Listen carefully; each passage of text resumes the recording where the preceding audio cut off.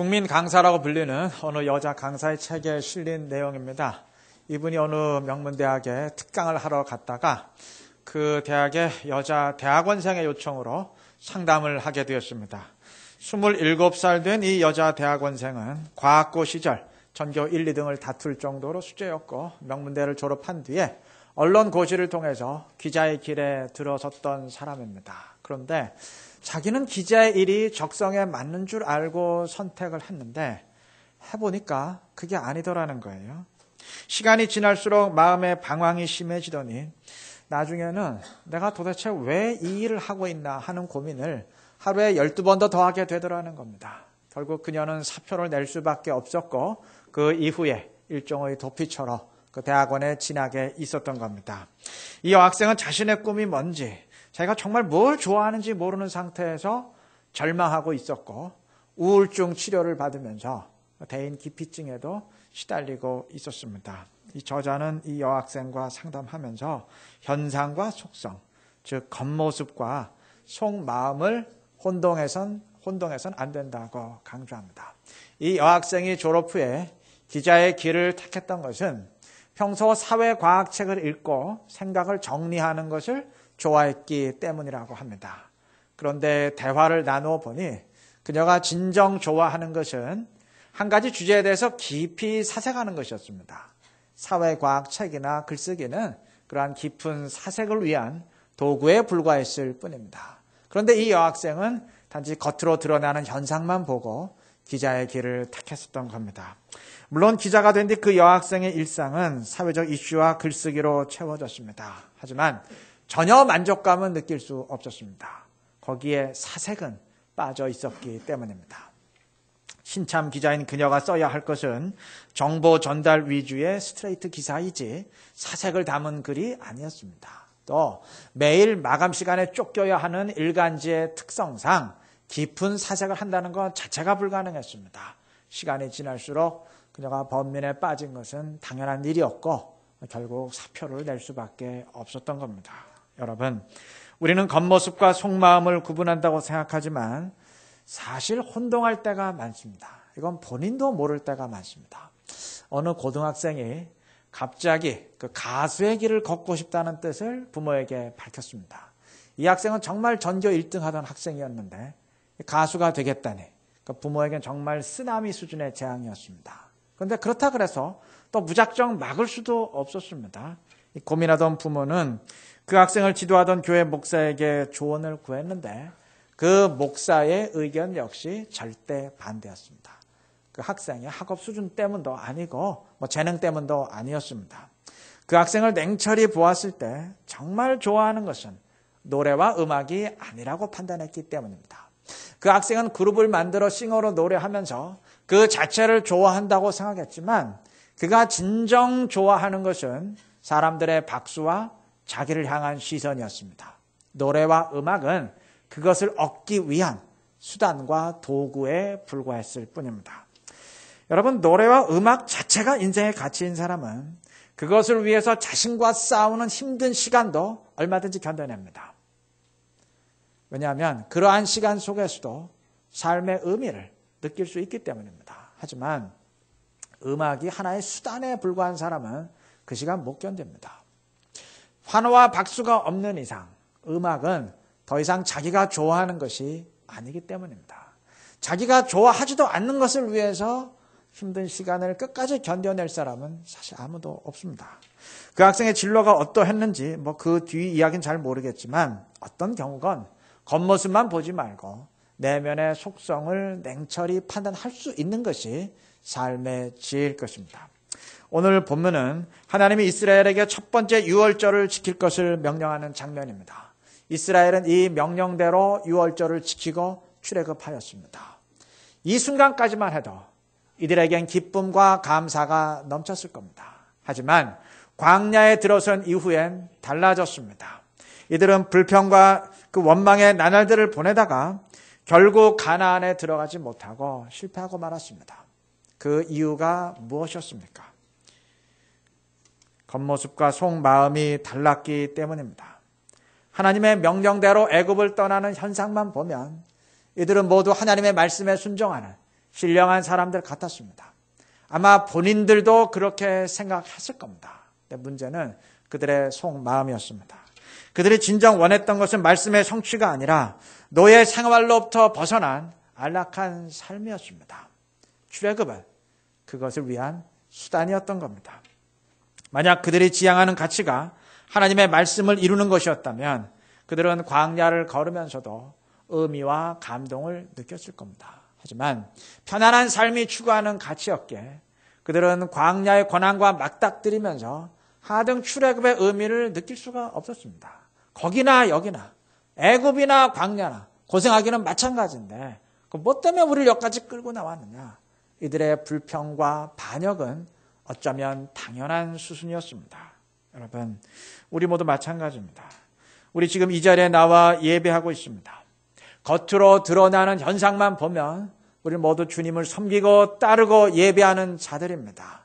우리 스스로도 그렇게 생각할 겁니다. 하지만 현상과 내면, 겉모습과 속마음은 본인도 모를 때가 많다는 것을, 우리 자신도 혼동할 때가 많다는 것을 잊어서는 안 될 것입니다. 나는 주님을 따른다고 생각하지만 실상은 전혀 아닐 수도 있습니다. 겉모습은 주님을 경배하는 사람들이지만 나의 내면의 목소리는 내가 진정 추구하는 것이 주님도 아니고 신앙도 아니고 교회도 아니라고 말할 수 있는 겁니다. 물론 우리 가운데 출애굽 1세대처럼 주님의 말씀을 철저히 무시할 사람은 아마 없을 겁니다. 가룟 유다처럼 주님을 배신하고 대적할 사람도 물론 없을 겁니다. 문제는 이도 저도 아닌 애매모호한 상태에 있는 사람들이 많다는 겁니다.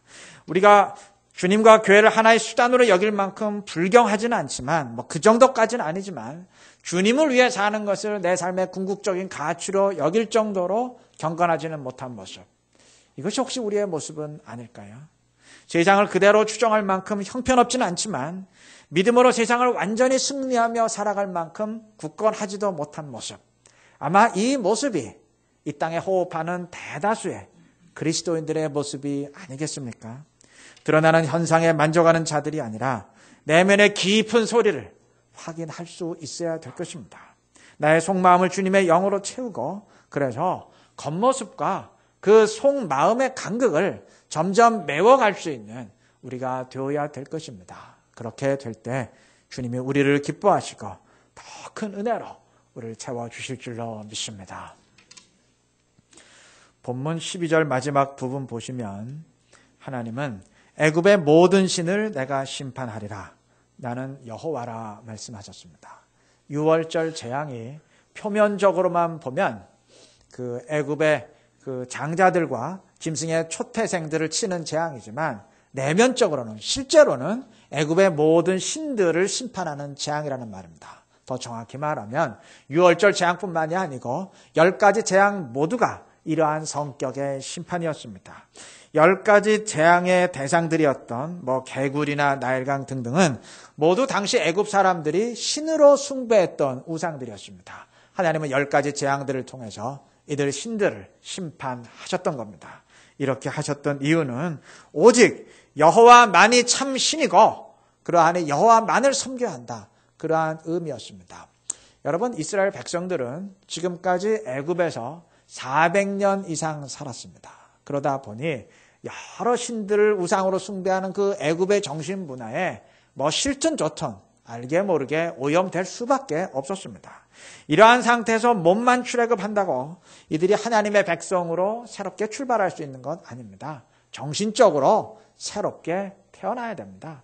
오직 여호와만을 섬기는 신앙으로 새롭게 거듭나야 됩니다. 그러하게 하나님은 10가지 재앙들을 통해서 그 애굽의 우상 신들을 전부 심판하셨던 겁니다. 여러분, 이것저것을 신으로 섬기는 것이 오늘 우리의 관점으로 보면 물론 허무맹랑한 미신에 불과하지만 그 당시 사람들의 입장에서는 그것이 아주 보편적인 사고 방식이었고 보편적인 문화였습니다. 즉 오직 하나님 한 분만을 섬겨야 한다는 명령은 그 당시 사람들에겐 시대의 기준을 따르지 말고 하나님의 기준을 따라야 한다는 의미였습니다. 13절 중반 부분에서 하나님이 이렇게 말씀하십니다. 내가 피를 볼 때 너희를 넘어가리니 재앙이 너희에게 내려 멸하지 아니하리라. 그러니까 6월절 양의 피를 바른 사람은 재앙에 죽지 않고 살게 된다는 의미입니다. 여러분, 출애굽한 이스라엘 사람들이라고 해서 모두 선하고 정직한 사람들이었던 것 아닙니다. 실상은 그 반대였습니다. 그 뒤에 광야 생활하는 거 보면 정말 패역하기 짝이 없는 자들이 대부분이었습니다. 또 반대로 재앙으로 죽은 애굽 사람들이라고 해서 전부 악독한 사람들 아니었습니다. 그 가운데는 분명 이스라엘 사람들보다 훨씬 도덕적이고 인격적인 사람들이 있었을 겁니다. 하지만 그들의 삶과 죽음은 각자의 인격이나 도덕성 등에 의해서 결정되지 않았습니다. 오직 유월절 양의 피를 발랐느냐 바르지 않았느냐 그것에 의해서만 결정됐습니다. 이방인이라도 그 피를 바른 사람은 죽지 않고 살았고 만약 이스라엘 사람들이라도 그 피를 바르지 않는다면 죽임을 당했을 겁니다. 그 원리는 오늘날에도 마찬가지입니다. 인간의 구원과 영생은 우리 각자의 인격이나 도덕적 수준에 달린 것이 아닙니다. 오직 유월절 양이신 그리스도의 피를 내가 믿느냐 믿지 않느냐 그것에 달려있는 겁니다. 다시 말하면 우리는 주님의 피를 의지하는 사람들이지 각자의 수준을 의지할 수 있는 사람들이 아닌 겁니다. 세상의 관점으로 보면 이러한 원리가 말이 안 됩니다. 그러나 그것이 하나님의 기준입니다. 우리 그리스도인들은 어떤 경우건 하나님의 기준을 붙들고 그 기준으로 판단할 수 있어야 될 것입니다. 창세기 3장에서 하나님은 선악과를 먹은 아담과 하와를 심판하셔서 영생의 존재에서 영원한 죽음의 존재가 되게 하셨습니다. 여러분, 이건 역시 인간의 기준으로 따지면 이건 말이 안 되는 얘기입니다. 예를 들어 봅시다. 만약 오늘날 누가 먹지 말라는 나무 열매 잘못 먹었다고 해서 그를 저주하고 죽인다. 그 말이 됩니까? 그렇게 되면 어떻게 되겠습니까? 근데 하나님은 그런 일을 하셨습니다. 인간의 기준으로 보면 이게 어떻게 사랑의 하나님입니까? 포악하기 짝이 없는 자비심이라고 눈꼽만큼도 없는 하나님이죠. 반대로 그 다음 창세기 4장에서 가인은 아벨을 죽였습니다. 자, 나무 열매 하나 먹었어도 영원한 죽음에 처해졌다. 그럼 살인을 했으면 어떻게 되겠습니까? 이건 저주를 면할 길이 없는 거죠. 근데 이상하게도 하나님은 가인은 죽이지 아니시고 아니 오히려 은혜를 베푸셨습니다. 나무 열매 하나 잘못 먹은 자에겐 영원한 죽음의 벌을 내리고 살인까지 했는데 은혜를 베풀고. 왜 말이 되는 얘기입니까? 인간의 판단으로는 이건 답이 안 나옵니다. 하나님이 왜 그러셨는지 신학적 이유를 여기서 따질 필요 없어요. 한 가지는 분명합니다. 인간의 판단 기준과 하나님의 기준은 같지 않다는 겁니다. 전혀 다르다는 겁니다. 바꾸어 말하면 우리가 인간의 기준으로 판단하며 신앙생활하면 번지수를 잘못 짚어도 한참 잘못 짚게 된다는 말입니다. 우리 모두 명심하십시다. 신앙생활의 첫 번째 원리는 하나님의 기준을 붙드는 겁니다. 이것이 제대로 되지 않으면 계속 어긋나게 됩니다. 우리 가운데 도둑질을 하거나 사기칠 사람은 물론 없을 거예요. 근데 만약에 그런 일을 내가 했다. 그러면 심한 죄책감에 사로잡힐 겁니다. 반면 내가 주님과의 관계를 좀 멀리 하거나 소홀히 하거나 또는 예배나 말씀 등을 대수롭지 않게 여기는 것에 대해서는 그리 심한 죄책감을 느끼지 않을 수도 있습니다.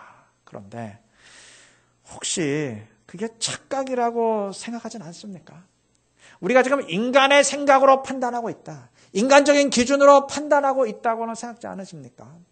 그리스도인에게 있어서 주님을 우습게 여기거나 주님의 말씀을 대수롭지 않게 여기는 것보다 더 심각한 죄는 없는 것입니다. 우리 판단 기준 바꿔야 됩니다. 장자의 평평하지 않은 것을 기준으로 평평하게 된 것은 평평하지 않다는 말이 있습니다. 애초에 기준이 잘못되었다면 그 기준을 따른들 잘못될 수밖에 없다는 말입니다. 온전한 신앙생활이 이루어지려면 일단 기준부터 분명히 해야 됩니다. 신앙생활의 기준을 인간의 사고방식이 아닌 하나님의 말씀에 하나님의 기준에 맞추시기를 바랍니다. 그렇게 할 때 우리의 신앙이 온전히 서고 주님의 영광이 우리를 통해서 풍성히 드러나게 될 줄로 믿습니다. 고린도전서 5장 7절은 예수님을 유월절 양이라 불렀습니다. 지난주에 말씀드렸듯이 주님이 유월절 양으로서 십자가에서 피 흘려 죽으셨기 때문입니다. 구약의 백성들이 유월절 양의 피를 바름으로 죽지 않고 살게 되었듯이 우리 역시 유월절 양이신 그리스도의 피를 내 심령에 믿고 바름으로 죽지 않고 영원한 생명을 얻게 되십니다. 즉 예수님은 자신으로 인해서 인류에게 복이 임하도록 하시는 분입니다. 우리 가운데 이 사실을 부정할 사람은 아무도 없을 것인데 우리가 그리스도인이라면 우리 역시 그리스도처럼 나로 인해서 다른 사람에게 복이 미치도록 복이 임하도록 하는 그 복의 통로, 복의 근원이 되어야 할 것입니다. 물론 그리스도처럼 구원의 은혜를 베푸는 일은 우리가 할 수 있는 일이 아닙니다. 그건 인간의 능력을 벗어난 일입니다. 그러나 주님이 베푸신 은혜를 우리가 소개할 수는 있습니다. 우리는 그러한 복음 증거를 통해서 다른 사람에게 복이 임하도록 할 수 있는 겁니다. 아울러 우리 그리스도인들이 온전한 신앙으로 설 때 주님은 우리로 인해서 다른 사람에게 복이 미치도록 하십니다. 창세기 19장에서 하나님이 소돔 땅을 심판하실 때 롯은 심판하지 않으시고 구출해 내셨습니다. 그 이유를 창세기 19장 29절에 이렇게 밝힙니다. 하나님이 그 지역의 성을 멸하실 때 하나님이 아브라함을 생각하사 롯을 그 엎으시는 중에서 내보내셨더라. 무슨 말인가요? 아브라함 때문에 하나님이 롯을 살리셨다는 말입니다. 아브라함으로 인해서 그 롯에게 복이 임하게 되었다는 겁니다. 조금 더 확대해서 말한다면 소돔이 멸망당할 때 의인 10명이 없어서 심판당했습니다. 이 말을 뒤집어 말하면 만약 그 땅에 의인 10명이 있었더라면 아무도 심판당하지 않고 모두 살 수 있었다는 얘기입니다. 의인 10명만 있었더라면 우리 그리스도인들이 그러한 의인 10명이 되어야 됩니다. 그리스도인들이 주 앞에 신실한 의인으로 서면 하나님은 그 의인들 때문에 다른 사람들까지도 덩달아 은혜를 베풀고 보호해 주시는 겁니다. 교회가 말씀으로 제대로 서면 그러한 교회들 때문에 사회와 국가도 함께 복을 받게 되는 겁니다. 우리 그리스도인들이 종종 나라와 민족을 위해서 기도하죠. 아마 주님이 그때 이렇게 말씀하실지 모르겠어요. 세상이 소돔 같다고 욕하지 말고 빛이 없는 암흑세계와 같다고 탄식하지 말고 너희만 제대로 서라. 너만 똑바로 서라. 그럼 내가 이 사회, 이 나라 책임질 거다. 지금 의인 10명이 없어서 너희들이 제대로 못 서니까 지금 심판하게 되는 거다. 아마 이렇게 말씀하실지도 모르겠어요. 물론 이것은 그 반대의 경우도 사실입니다. 아브라함이 여호와의 말씀을 어기고 가나안을 떠나 애굽으로 갔을 때 어떤 일이 벌어졌습니까? 자기 아내를 누이라 속였는데 창세기 12장 17절은 그 일로 인해서 하나님이 바로와 그 집에 큰 재앙을 내리셨다 그랬습니다. 잘못은 아브라함이 했는데 아브라함 때문에 애꿎은 다른 사람이 재앙을 받게 되었던 겁니다. 이뿐만이 아닙니다. 창세기 20장 7절에 의하면 아브라함이 그랄 땅에 가서도 똑같은 거짓말을 하는 바람에 하마터면 아비멜렉과 그에 속한 자들이 다 죽을 뻔했습니다. 여러분, 하나님의 백성이 올바로 서면 복의 근원이 되지만 말씀대로 서지 못하면 그 반대의 일이 벌어집니다. 재앙의 근원이 되는 겁니다. 유월절 양으로서 다른 사람을 구원하는 게 아니고 오히려 아간처럼 그 한 사람 때문에 모든 사람이 멸망당하는 그 반대의 결과가 나오게 되는 겁니다. 로마서 5장 19절은 이렇게 말합니다. 한 사람이 순종하지 아니함으로 많은 사람이 죄인 된 것 같이 한 사람이 순종하심으로 많은 사람이 의인이 되리라. 한 사람 아담 때문에 모든 사람이 죽음의 존재가 되었지만 한 사람 예수님의 순종으로 인해 모든 사람에게 구원의 복이 임하게 되었다는 말입니다. 우리가 어떤 사람 되어야 되겠습니까? 순종하는 한 사람으로 주 앞에 서시기 바랍니다. 그때 한 사람 예수님처럼 나는 물론이거니와 다른 사람에게도 주님의 복이 임하도록 만드는 축복의 통로, 구원의 통로가 될 줄로 믿습니다. 말씀을 맺겠습니다. 본문의 내용처럼 하나님은 유월절 재앙을 구체적으로 말씀하셨고 그대로 시행하셨습니다. 비단 유월절 재앙뿐만이 아니고 10가지 재앙 모두를 이러한 방식으로 시행하셨습니다. 항상 어떤 재앙이 있을 것인지 미리 말씀하신 뒤에 그대로 시행하셨습니다. 굳이 이렇게 안 하셔도 됩니다. 그냥 재앙을 내리셔도 되는데 꼭 이렇게 먼저 말씀하시고 재앙을 내리셨을까요?